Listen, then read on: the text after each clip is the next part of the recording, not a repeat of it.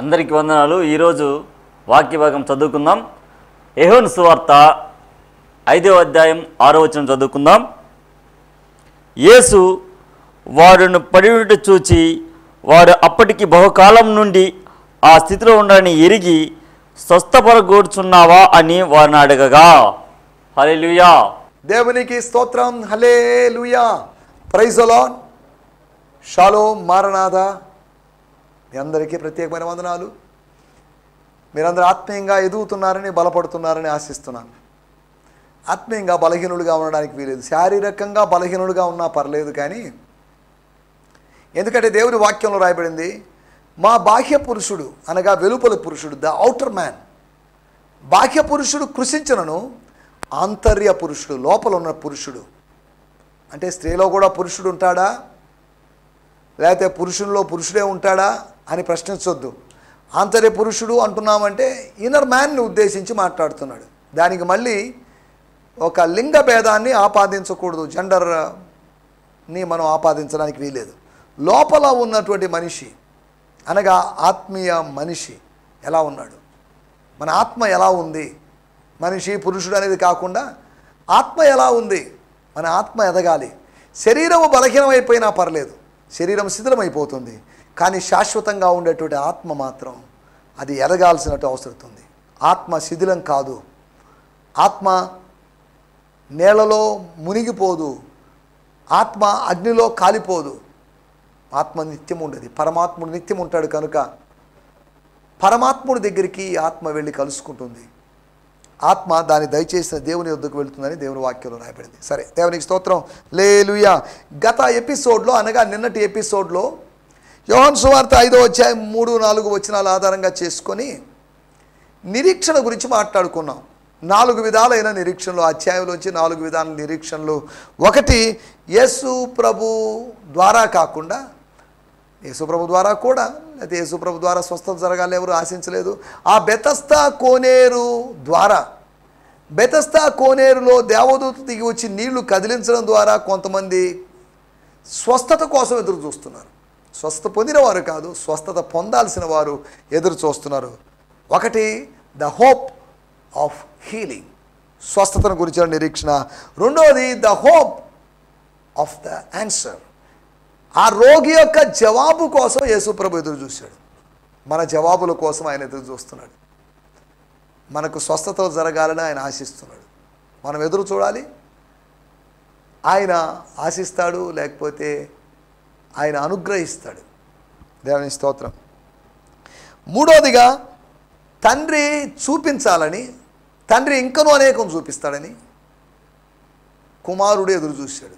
అనగా యెహోవా దేవుడు యేసుక్రీస్తుల వారికి చూపించాలని, ఆత్మ సంబంధమైనవి చూపించాలని ఎదురు చూసినట్లుగా మనం చూస్తున్నాం. అంతేకాకుండా నాలుగవదిగా, నెరవేర్పు కోసం కొంతమంది ఎదురు చూస్తున్నారు. అందరని కాదు, బెతస్దా కోనేరు దగ్గర అందరూ రోగము నుంచి విడుదల కోసం అనగా స్వస్థత కోసం ఎదురు చూస్తుంటే, యేసు చెప్పిన మాట నమ్మని వాళ్ళు అనేక మంది ఉన్నారు కనుక నమ్మని వాళ్ళు నెరవేర్పు కొరకు ఎదురు చూసే అవకాశం లేదు. నమ్మినటువంటి వారు అనగా యేసు అనుచరులు, యేసు శిష్యులు కావచ్చు, యేసు చెప్పిన మాట ఎప్పుడు జరుగుతుందబ్బా, త్వరగా జరిగితే బాగుండు, ఇది జరగాలి, లేకపోతే జరుగుతుందా లేదో అన్న విధంగా వాళ్ళు చూస్తున్నారు. స్తోత్రం, స్తోత్రం. హల్లెలూయా. నాలుగవదిగా, నెరవేర్పు కోసం ఎదురు చూడడం అనే దాని గురించి మనం చెప్పుకున్నాం. దేవుని స్తోత్రం. హల్లెలూయా. ఏదైనా మనం దేవుని వాక్యంలోకి వెళ్ళడానికి ముందుగా నా దగ్గర ఒక పాంప్లెట్ ఒకటి ఉంది. ఆ పాంప్లెట్ మీకు చదివి వినిపించాలని, లేదు అంటే ఆ పాంప్లెట్ గురించి తెలపాలని నేను ఆశిస్తున్నాను. మే నెల 15, 16 తేదీలో అనగా ఈ నెల 15, 16 తేదీలో ఆదివారం సాయంత్రము మరియు సోమవారం సాయంకాలం నెల్లూరు జిల్లా అల్లూరు మండలం నార్త్ మోపూరు గమళ్ళపాలెంలో పాస్టర్ జి సైమన్ గారు అక్కడ పరిచర్య చేస్తున్నారు, మంచి పరిచర్య జరిగిస్తున్నారు. వారి స్థానిక సంఘంలో 2 దినాల వార్షిక కూడికలు జరుగుతున్నాయి. ఈ వార్షిక కూడికల్లో నేను, నాతో పాటు మరికొంతమంది జిఎఫ్ఐ దేవజనులు, పాస్టర్ జి ఆనంద్ ప్రకాష్ గారు, పాస్టర్ ఎస్ విజయ్ కుమార్ గారు, పాస్టర్ డి విజయరత్నం గారు, పాస్టర్ కె వరకుమార్ గారు, ఇంకా పాస్టర్ డి విక్టర్ బాబు గారు, వీరందరూ నాతో పాటు అనుకూలతను బట్టి వాళ్ళు వాక్య పరిచయం చేస్తారు. ఈ 2 రోజుల కూడికల కోసం మీరు ప్రత్యేకంగా ప్రార్థించాల్సిందిగా కోరుతున్నాం. ఈ మధ్యకాలంలో ఒక సహోదరి మోపూరు అల్లూరు నుంచి ఫోన్ చేశారు. వారిని బట్టి నేను ప్రభు నామాన్ని మహిమపరుస్తున్నాను. మరి కుటుంబంలో కొన్ని సమస్యలు ఉన్నాయని తెలియజేశారు, ప్రార్థించమని కోరారు. ఆ సహోదరి కోసం ప్రత్యేకంగా ప్రార్థన చేశాను కూడా. కాబట్టి వారి జీవితంలో గొప్ప కార్యాలు జరుగుతాయని భావిస్తున్నాను. నేను ఆ సహోదరికి నేను చెప్పాను, ఇలాగా నార్త్ మోపూరు గమలపాలెంలో జరిగే కూడికలకు హాజరు కమ్మని. వారు రాలేను సార్ అని వారి కారణాల వలన అని చెప్పడం జరిగింది. కాబట్టి ఆ చుట్టుపక్కల ప్రాంతాల్లో ఉన్నవారు దయచేసి మే నెల 15, 16 తేదీ జరిగేటువంటి కూడికల్లో పాల్గొని దేవుని వాక్యాన్ని విని దీవించబడాల్సిందిగా మిమ్మల్ని ప్రేమపూర్వకంగా కోరుతున్నాం. అంతేకాకుండా కొన్ని దినాల క్రితం ఈ కార్యక్రమాలు చూస్తూ ప్రియ సహోదరులు బ్రదర్ అరవ సాల్మన్ గారు, వారు నార్త్ మోపూర్, వారు ఎవరో కాదు పాస్టర్ ఏ రమేష్ బాబు గారి షకన్యా మినిస్ట్రీస్ వారి బ్రదర్, ఎల్డర్ బ్రదర్ అయి ఉన్నారు. వారిని బట్టి నేను ప్రభు నామాన్ని మహిమపరుస్తున్నాను. వారు ఆ కార్యక్రమాలు చూస్తున్నారని చెప్పేసి వారు తెలియజేస్తూ నాతో కాసేపు చాట్ చేశారు. వారిని బట్టి నేను ప్రభు నామాన్ని మహిమపరుస్తున్నాను. కాబట్టి ఆ చుట్టుపక్కల ప్రాంతాల వాళ్ళు ఈ 2 దినాల కూడికల్లో పాల్గొని దేవుని నామాన్ని మహిమపరచాల్సిందిగా మిమ్మల్ని ప్రేమపూర్వకంగా కోరుతున్నాను. దేవునికి స్తోత్రం, హల్లెలూయా. ఈ సమయంలో మనం కార్యక్రమంలో ముందుకు సాగుదాం. దేవుని వాక్యాన్ని మనం ధ్యానించుకుందాం. యోహాను సువార్త 5వ అధ్యాయము 6వ వచనము. Gospel according to John 5th chapter verse. యేసు వాడు పడి ఉండుట చూచి వాడు అప్పటికి బహుకాలం నుండి ఆ స్థితిలో ఉంటే ఎరిగి స్వస్థత పడగోరుచున్నావా అని వాడిని అడగగా, పొందగోరుచున్నావా లేదా పడగోరుచున్నావా అని వాడిని అడిగినట్లుగా మనం చూస్తున్నాం. దేవుని స్తోత్రం, హల్లెలూయా. యేసు వాడు పడి ఉండట చూచి వాడు అప్పటికి బహుకాలము నుండి ఆ స్థితిలో ఉన్నాడని, అనగా రోగముతో ఉన్న స్థితిలో, స్వస్థత లేని స్థితిలో స్వస్థపడగోరుచున్నావా అని వానిని అడుగగా. ఇది మన మూలవాక్యం. This is our keywords. దీనిలోంచి మనం కొన్ని విషయాలు ఆలోచించబోతున్నాం. When Jesus saw him lying there, అక్కడ పడి ఉండడం చూసి, పడి ఉండడం అనేది గమనించగానే, పడిపోయిన స్థితిని చూడగానే యేసు ప్రభువుకు జాలి, బాధ, దుఃఖం, వేదన కలిగి, అయ్యో నా సహోదరుడు అనేటువంటి ఫీలింగ్ ఆయనలో కలిగి ఉండొచ్చు. Lying there, he knew that the man had been crippled for a long time. Jesus said to him or asked him, do ye truly long to be well? నిజంగా బాగుపడాలని, ఈ బెతస్దాని వదిలిపెట్టి వెళ్ళాలని, ఈ బెతస్దా రోగులతో నిండుకున్నట్టు ప్రదేశం కనుక ఈ రోగుల మధ్యలోంచి ఎక్కడికైనా వెళ్ళాలని, ఈ రోగుల సహవాసంలోంచి ఎక్కడికైనా వెళ్ళాలని నువ్వు ఆశిస్తున్నావా అన్నట్టుగా ప్రభు మాట్లాడినట్టుగా మనం అర్థం చేసుకోవచ్చు. దేవుని స్తోత్రం, హల్లెలూయా. మన టైటిల్ యేసు యొక్క స్పందనలు, రెస్పాన్సెస్ ఆఫ్ జీసస్ క్రైస్ట్. యేసుక్రీస్తుల వారి స్పందనలు. యేసు ప్రభు యొక్క స్పందనలు ఏంటి? ఆయన స్పందిస్తాడు. శిల లాంటి దేవుడు కాదు, శిల కాదు ఆయన. మన ఫోటోల్లో ఉన్నట్టుగా పొడవని గడ్డం పెంచుకొని భుజాల మీద గొర్రెపిల్లను వేసుకొని పోతున్నటువంటి కాపరి లాంటి వ్యక్తి కాదు. Is different. Jesus is different. ఆయన రెస్పాండ్ అయ్యేటువంటి వ్యక్తి, స్పందించేటువంటి యేసు. యేసు స్పందనలు అంటే యేసు స్పందిస్తాడు, యేసు రక్షిస్తాడు, యేసు స్వస్థపరుస్తాడు. ఇవన్నీ వాస్తవాలే. యేసు స్పందిస్తాడు. స్తోత్రం. అనేక మంది స్పందించలేని స్థితిలో ఉన్నప్పుడు మనకెందుకు ఈ తలనొప్పులు, మనకెందుకు ఈ విషయాలు? ప్రధాన యాజకులు లేకపోతే యాజకులైన వాళ్ళు, లేవీలైన వాళ్ళు, లేకపోతే అక్షరార్థమైన వైద్యులైన వాళ్ళు, భౌతికమైన వైద్యులైన వాళ్ళు సహితం పట్టించుకొని కేసుని యేసు పట్టించుకొని బాగు చేసిన సందర్భాన్ని మనం అక్కడ చూస్తున్నాం. ఎవరు పట్టించుకోకపోయినా యేసు పట్టించుకుంటాడు. దేవుని స్తోత్రం, హల్లెలూయా. యేసు యొక్క స్పందనలు ఎలా ఉన్నాయి? యేసు ఎలా స్పందిస్తాడు? నెగటివా, పాజిటివా? యేసు ఎలా స్పందిస్తాడో అని మనం అర్థం చేసుకోవాలి. ఒక చిన్న ఉదాహరణ మీకు జ్ఞాపకం చేస్తాను. సిలోయము గోపురం పడిపోయి కొంతమంది చనిపోయారు, 18 మంది చనిపోయారు అని స్టోరీ చెప్పినప్పుడు అయ్యో పాపం అని సానుభూతి వ్యక్తం చేస్తూ, సింపతి వ్యక్తం చేస్తూ, సంతాపాన్ని ప్రకటిస్తూ స్పందిస్తాడని వాళ్ళు అనుకున్నారు. కానీ యేసు ప్రభు నెగిటివ్గా స్పందించాడు. మారు మనసు పొందకపోతే మీరు కూడా అలా చేస్తారన్నాడు. ఇంకో చిన్న ఉదాహరణ, మరొక ఉదాహరణ ఏంటంటే, యేసు ప్రభువుకు అందమైన దేవాలయం చూపించారు. ప్రభు చూడు ఎలా ఉందో చూడు, అంటే గ్లోరియస్ టెంపుల్, ఎంత అద్భుతంగా ఉంది, ఎంత అందంగా ఉంది, చూడముచ్చటగా ఉంది, మళ్ళీ మళ్ళీ చూడాలనిపిస్తుంది, కనుల పండగ ఉంది అన్నట్టుగా మాట్లాడినప్పుడు యేసు ప్రభు చెప్పాడు, ఇది రాయి మీద రాయి నిలవకుండా, అనగా కంప్లీట్గా ఒకరోజు కూలిపోతుంది, కుప్పకూలిపోతుంది, నేలమట్ట అవుతుంది అని చెప్పేసరికి వాళ్ళకి అర్థం కాలేదు.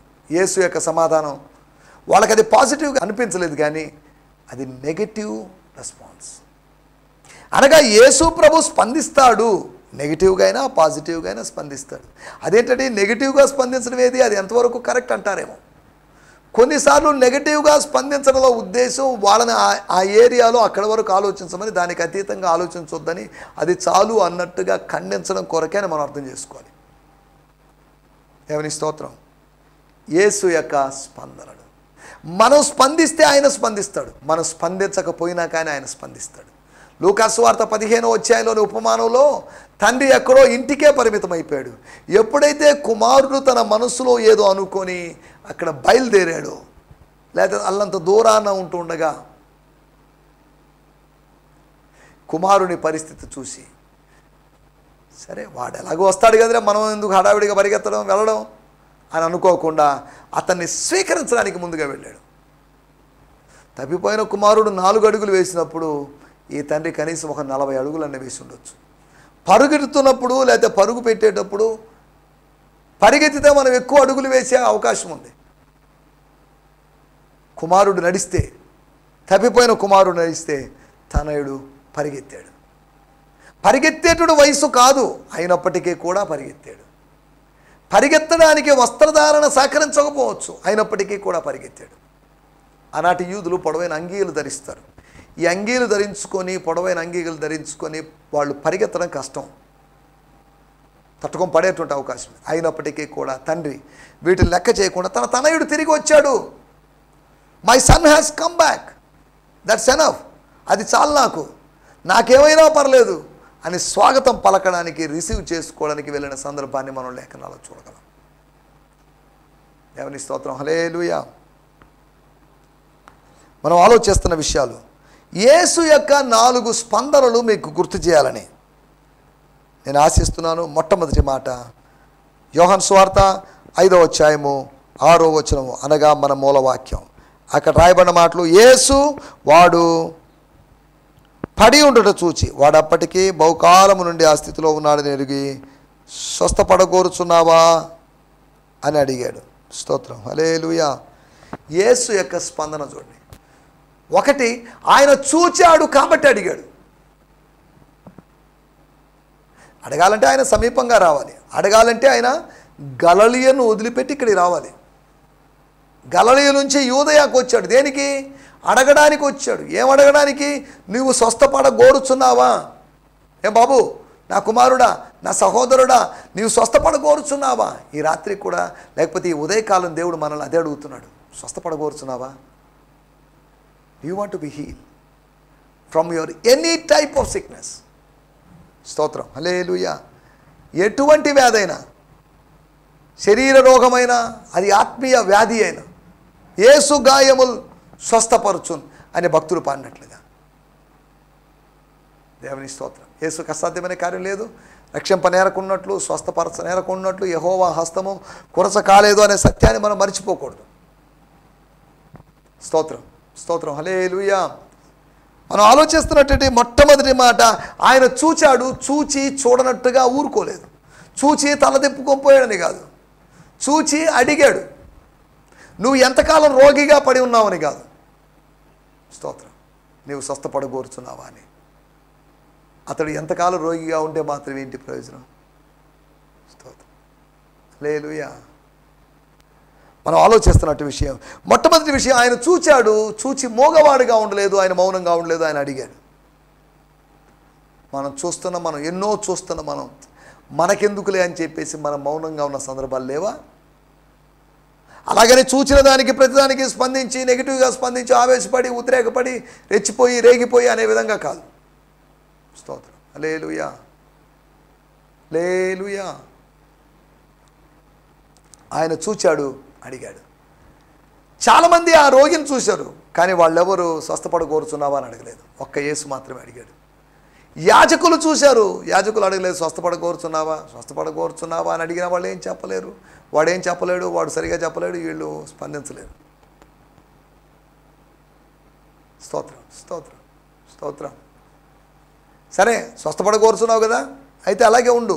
ఇంకా కొన్ని రోజులు ఎలాగో 38 సంవత్సరాలు వెయిట్ చేసావు, ఇంకో 2 సంవత్సరాలు, 3 సంవత్సరాలు, 4 సంవత్సరాలు, 5 సంవత్సరాలు వెయిట్ చేయి అన్నట్టుగా వాళ్ళు చెప్పగలరే. కానీ ఈ సంవత్సరం నీ విడుదల సంవత్సరం, ఈ సంవత్సరం నీకు విడుదల జరుగుతుంది, జరగబోతుంది అని ఖచ్చితంగా చెప్పలేని పరిస్థితి వాళ్ళది. స్తోత్రం, స్తోత్రం, హల్లెలూయా. మొట్టమొదటి విషయం ఆయన చూచాడు, అడిగాడు. రెండో విషయం నేను మీకు జ్ఞాపకం చేస్తున్నాను. 8వ వచనం, యోహాను సువార్త 5వ అధ్యాయం 8వ వచనం. యేసు నువ్వు లేచి నీ పరుపెత్తుకొని నడవమని వానితో చెప్పగా, నీవు లేచి నీ పరుపెత్తుకొని నడవమని వానితో చెప్పగా. దేవునికి స్తోత్రం, హల్లెలూయా. నీవు లేయి, rise and take your bed and walk. 3 విషయాలు అందులో దాగి ఉన్నాయి. ఆజ్ఞాపించినట్టుగా ఉన్నప్పటికీ కూడా, లేదా ప్రేమతో చెప్పినప్పటికీ ఉన్నప్పటికీ కూడా, మనం ఇక్కడ ఆలోచిస్తున్న విషయాలు. నీవు లేచి నీ పరుపెత్తుకొని, నిన్ను ఎంతకాలం పడేసినట్టు నీ పరుపెత్తుకొని, నీ పరుపు చుట్టేసి నడువు, ముందుకెళ్ళిపో. ఇంకెన్నడూ బెతస్తా కోనేరు దగ్గర తిరిగి రావద్దు. ఇక్కడ రోగుల సంఖ్య పెరగొచ్చు, తరగొచ్చు. ఇక్కడ దేవత దిగవచ్చు, దిగకపోవచ్చు. అనవసరం, అవన్నీ అనవసరం. నీకు సంపూర్ణమైన స్వస్థత అనుగ్రహించబడిందని దేవుని వాక్యంలో రాయబడింది. ఆయన పొందిన దెబ్బల చేత మనకు స్వస్థత కలుగుతున్నది. యేసు దెబ్బలు పొందాడు. మాటిమాటికి ప్రతి గుడ్ ఫ్రైడే అప్పుడు దెబ్బలు పొందుతాడని కాదు. ఆయన ఒక్కసారి సదాకాలము నిలుచు ఒక్క బలిని. యేసుప్రభు మాటిమాటికి చనిపోలేదండి, మాటిమాటికే పుట్టలేదు, మాటిమాటికి ఆయన పునరుత్థానం కాలేదు, మాటిమాటికి ఆయన ఆరోహణ కాలేదనే సంగతిని మనం మర్చిపోకూడదు. స్తోత్రం, స్తోత్రం. సంఘాల్లో ఆచారం అయిపోయింది. ఈ ఆచారాలకు మనం దూరంగా ఉండాలనే సంగతిని మీకు గుర్తు చేస్తున్నాను. యేసు యొక్క స్పందనలు, ఆయన చూచాడు, అడిగాడు. రెండోది, ఆయన ఉత్తరం విని చెప్పినట్టు మాట మనం 8వ వచనంలో చూస్తున్నాం. ఆయన విన్నాడు అంటే, ఆ రోగి, అయ్యా నీళ్లు కదిలింపబడినప్పుడు నన్ను కోనేటిలో దించుటకు నాకు ఎవరునూ లేరు గనుక నేను వచ్చినంతట్లో మరి ఒకడు నాకంటే ముందుగా దిగునని ఆయనకు ఉత్తరం ఇచ్చను. యేసు నీవు లేచి నీ పరుపెత్తుకొని. స్తోత్రం, స్తోత్రం, స్తోత్రం, స్తోత్రం. గమనించండి, మొట్టమొదటి మాట ఆయన చూచి అడిగాడు. రెండవది, ఉత్తరం ఇచ్చిన తర్వాత చెప్పాడు. ముందుగానే స్టార్టింగ్లో వెళ్ళిపోయేదిగో హలో నీ పరుపెత్తుకున్నాడు అని అనలేదు. అతనితో ఒక సంబంధం, ఒక స్నేహభావం ఏర్పాటు చేసుకొని సడన్గా వెళ్ళి చెప్పాడు అనుకోండి, పోవాయా ఉండవయా, నువ్వెవరు నాకు చెప్పడానికి, నేను ఎలా లేవగలను అని అనుకునే అవకాశం ఉంది. ఈ మధ్యలో కొద్దిగా చిన్న సంభాషణ అతనితో చెప్పడం జరిగింది, లేకపోతే అతనితో మాట్లాడడం జరిగింది. ఒక్క లైన్ స్టేట్మెంట్, 2 లైన్లు స్టేట్మెంట్లే కావచ్చు, అయినప్పటికీ కూడా అవి ప్రాముఖ్యమైన సంగతిని మీకు గుర్తు చేస్తున్నాను. దేవుని స్తోత్రం. యేసు యొక్క స్పందనలో మనం భాగంగా మొట్టమొదటిగా చూచాడు, అడిగాడు. రెండోది, ఉత్తరం విని చెప్పాడు. మూడో విషయం నేను మీకు జ్ఞాపకం చేస్తున్నాను. ఇదే అధ్యాయంలో 17వ వచనం. నా తండ్రి ఇదివరకు పని చేయుచున్నాడు, నేను చేయుచున్నానని వారికి ఉత్తరం ఇచ్చాను. అయితే యేసు, నా తండ్రి ఇది వరకు పని చేయుచున్నాడు, నా తండ్రి ఇంకా ఆగిపోలేదు, నా తండ్రి రెస్ట్ తీసుకోలేదు. అవును, రెస్ట్ తీసుకున్నాడు కదా, 7వ రోజు రెస్ట్ తీసుకున్నాడు, శనివారం రెస్ట్ తీసుకున్నాడు అనుకొని ప్రతి శనివారం రెస్ట్ తీసుకునే దేవుడు కాదు. స్తోత్రం. దేవుని యొక్క కార్యాలయానికి సెలవు లేదు, దేవునికి రెస్ట్ లేదు. ఆయనను విశ్రమింపనీయకుడి, మీరు విశ్రాంతిని తీసుకోవద్దు. స్తోత్రం, హల్లెలూయా. మీరు నిద్రపోవద్దు, ఆయన నిద్రపోనివద్దు అనగా అంత పట్టుదల కలిగి ఉండండి అనే దానికి ఇవన్నీ చెప్తున్నాను మీకు. దేవుని స్తోత్రం, హల్లెలూయా. మనం ఆలోచిస్తున్నట్టు విషయాలు ఏంటి అంటే, యేసు యొక్క స్పందనలో ఆయన చూచి అడిగాడు.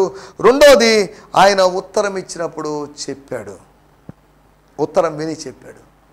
ఉత్తరం అంటే దక్షిణము లేకపోతే దిక్కుల గురించి నేను మాట్లాడడం లేదు.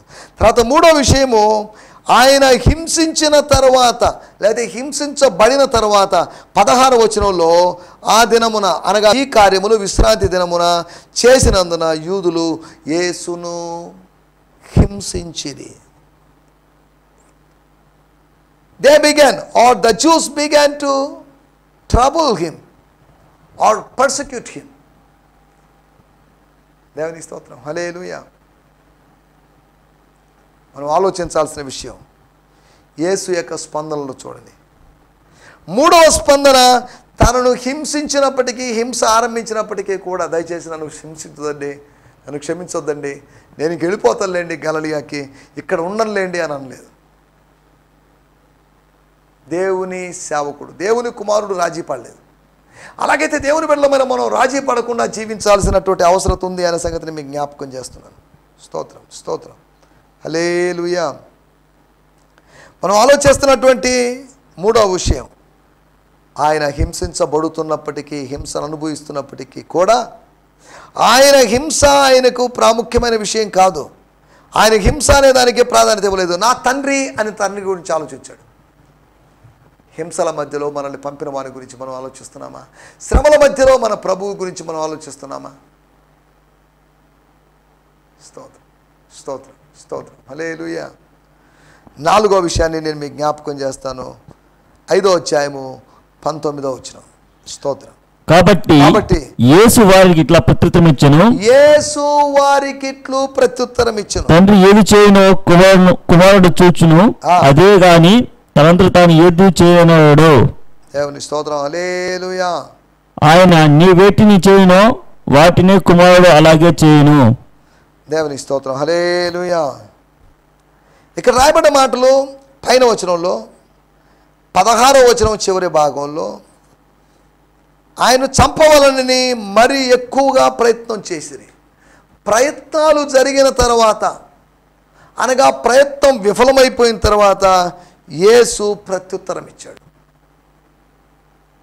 వాళ్ళకి నాకు చెప్పాల్సిన అవసరం లేదండి, వాళ్ళెవరండి, నేనెవరిని వాళ్ళెవరిని వాళ్ళకి నేను చెప్పేదేంటి, ఐ డోంట్ కేర్ దెమ్ అని యేసు ప్రభు అనలేదు.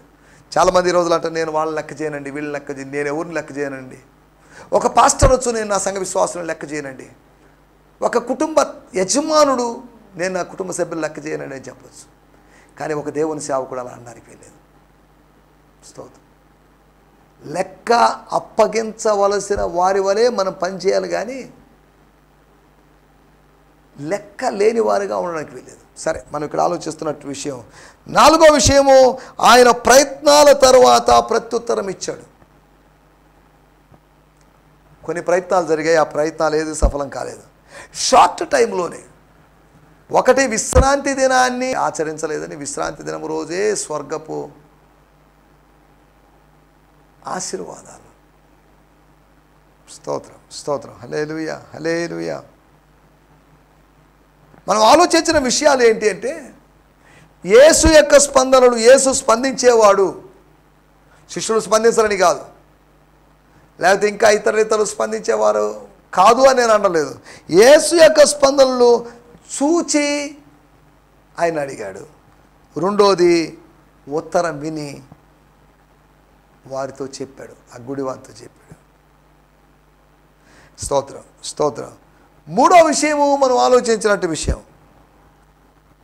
ఆయన్ను హింసించిన తర్వాత, అనగా బాధ పెట్టిన తర్వాత, ఇబ్బంది పెట్టిన తర్వాత ఆయన వారికి ప్రత్యుత్తరం ఇచ్చాడు. ఆయన వారికి ప్రత్యుత్తరం ఇచ్చాను అంటే దాని అర్థం వాళ్ళకి ఏదో సంజాయిషి ఇచ్చుకున్నాడని కాదు. యేసు ప్రభుకు ఒకరికి సంజాయిషి ఇచ్చుకోవాల్సిన అవసరం లేదు.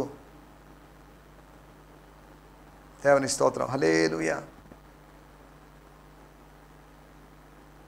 మనం ఆలోచిస్తున్న విషయాలు. చివరి విషయము, ప్రయత్నాల తర్వాత ప్రత్యుత్తరం ఇచ్చాడు. ఎంత గొప్ప ప్రభువును మనం కలిగి ఉన్నాం, స్పందించేటువంటి ప్రభు. స్తోత్రం, స్తోత్రం. దయచేసి తలలోంచండి, కళ్ళు మూసుకోండి, చిన్న ప్రార్థన చేద్దాం. స్తోత్రం. దయచేసి జ్ఞాపకం చేసుకోండి, ప్రార్థన అయిపోయిన తర్వాత మీరు ఆమేన్ అని పలకాల్సిందిగా కోరుతున్నాను. అదే సమయంలో మీరు ప్రార్థనలో ఉన్నప్పుడు ఫోన్స్ ఇటువంటి వాటికి దూరంగా ఉండి ప్రార్థనలో ఏకీభవిద్దాం. ప్రార్థన స్తోత్రం, ప్రార్థన, అందరం ప్రార్థనలో ఏకీభవిద్దాం. పరిశుద్ధుడైన మా దేవా, మీకు వందనాలు. మీరు మాకు వినిపించిన మాటల కొరకే మీకు వందనాలు. నీ యొక్క స్పందనలు మేము చూసాం. నీవు చూచి అడిగిన దేవుడివి. అంతేకాకుండా నాయన, నీవు ఉత్తరాన్ని విని కార్యం జరిగించావు. అంతేకాకుండా హింసించబడిన తర్వాత, అనగా హింసించబడ్డ తర్వాత, హింస పొందినప్పటికీ కూడా ప్రత్యుత్తరం ఇచ్చావు. అంతేకాకుండా ప్రభువా, నిన్ను పట్టుకోవాలని, నిన్ను సంహరించాలని ప్రయత్నం చేసినప్పటికీ, ఆ ప్రయత్నాల్లో పరాజయం పొందినప్పటికీ కూడా వారికి ప్రత్యుత్తరం ఇచ్చావని మీ మాటల ద్వారా మేము తెలుసుకున్నాం. దేవా, మీకు వందనాలు చెల్లిస్తున్నాం. మీరు ఇంతగా స్పందిస్తున్నప్పుడు మేము కూడా ఆత్మ సంబంధమైన విషయాల్లో మీకు చక్కగా స్పందించి సహకరించగలడు సాయం చేయమని మీరు మాకు వినిపించిన మాటల కొరకే మీకు వందనం చెల్లిస్తూ, సకల ఘనత, మహిమ, ప్రభావాలు మీకే ఆరోపిస్తూ, మా ప్రభువును ప్రియరక్షకుడైనటువంటి యేసుక్రీస్తు నామములోనే ప్రార్థించగలుగుతున్నాం మా పరమ తండ్రి. ఆమేన్, ఆమేన్, ఆమేన్. దేవునికి స్తోత్రం. మీ అందరికీ వందనాలు. ప్రభు మిమ్మల్ని దీవించునుగాక. ప్రభు చిత్తమైతే రేపు ఉదయకాలం ఇదే సమయంలో ఇదే ఛానల్లో, అనగా శాంతి టీవీలో ఆయన హెచ్చవలసి ఉన్నది అనేటువంటి కార్యక్రమంలో ఉదయం 8 గంటల నుంచి 8:30 వరకు జరిగేటువంటి కార్యక్రమానికి మిమ్మల్ని చూడడానికి, వీక్షించడానికి, వాక్యం వినడానికి మిమ్మల్ని ప్రేమపూర్వక ఆహ్వానిస్తున్నాం. దీని యొక్క రిపీటేషన్ దయచేసి జ్ఞాపకం చేసుకోండి. ప్రతిరోజు సాయంత్రం 4 నుంచి 4:30 వరకు వేస్తారు. కాకపోతే ఒక్క శనివారం మాత్రం దాన్ని 3:30 నుంచి 4 గంటలకు వేస్తున్నారు. కాబట్టి దయచేసి వీటిని చూసి ఆత్మీయంగా బలం పొంది మీ యొక్క ఆత్మీయ సలహాలు, సూచనలు ఇవ్వాల్సిందిగా కోరుతున్నాం. దేవునికి స్తోత్రం. హల్లెలూయా. ప్రభు మిమ్మల్ని దీవించునుగాక. ఆమేన్. ఈ సందేశము మీకు ఆశీర్వాదకరంగా ఉందని నమ్ముచున్నాము. ప్రార్థనా అవసరతల కొరకు మమ్మల్ని సంప్రదించవలసిన మా చిరునామా గిద్యోన్ మిషన్ చర్చ్, 6వ వీధి, శాంతినగర్, నెల్లూరు 4, ఆంధ్రప్రదేశ్. పిన్ 524004. మా ఫోన్ నంబర్లు 7036443613 మరి ఒక నంబర్ 9392293010. మా ఈమెయిల్ ఐడి gfihmi2015@gmail.com. దేవుడు మిమ్మును ఆశీర్వదించునుగాక. ఆమేన్.